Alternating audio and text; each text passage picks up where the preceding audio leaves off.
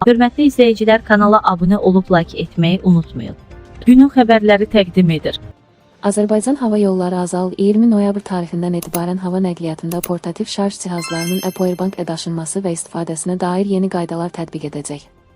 Uçuşların təhlükəsizliyini təmin etmək məqsədilə təyyarə salonunda smartfonların xarici şarj cihazları ilə doldurulması qadağan olunur. Bu saat az xəbər verir ki, bu qərar litium-ion batareyalarla işləyən cihazların yarada biləcəyi mümkün risklərin minimuma endirilməsinə xidmət edir.